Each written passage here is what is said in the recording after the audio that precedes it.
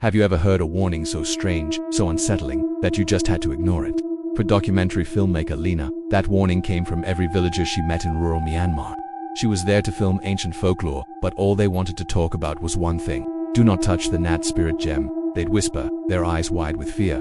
It does not belong to the living. Of course, for Lena, a good story always outweighed caution. The legend was irresistible.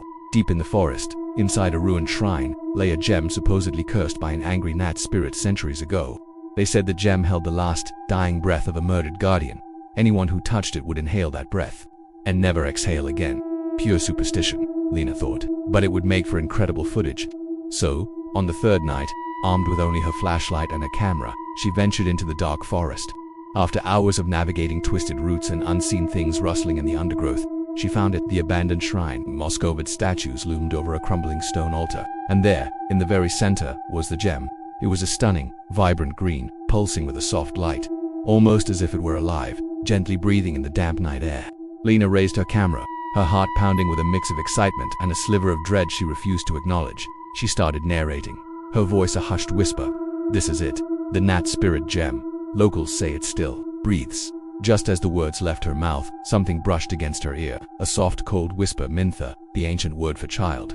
She spun around, flashlight beam cutting through the darkness. Nothing, just the dense, silent trees. When her light flickered and steadied, she looked back at the altar, her breath hitched in her throat. The gem was no longer resting on the stone. It was floating, hovering a few inches in the air, turning slowly, as if it were watching her.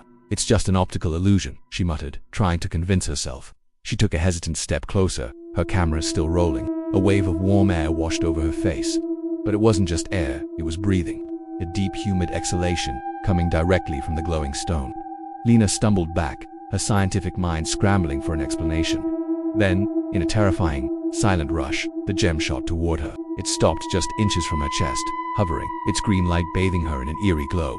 She stared, frozen in horror. Inside the gem, a face began to form. A face twisted in a silent, agonizing scream, its hands pressed against the inner surface as if it were trapped behind glass. The whisper came again, this time right behind her. Return what you took. If she whirled around and saw it, a tall, shadowy figure, a Nat spirit from the very legend she'd dismissed. Its limbs were unnaturally long, its face a horrifying blank canvas except for two bleeding empty eye sockets. Its jaw stretched wide, impossibly wide, as it took a deep guttural breath. At the exact same moment, the gem inhaled with it. Lena felt a violent force seize her lungs. Her own breath was ripped from her body in a single, painful gasp, pulled toward the gem as if it were a powerful vacuum. She collapsed to her knees, clawing at her throat, desperate for air, but none would come. The gem moved, now hovering inches from her mouth. It breathed in.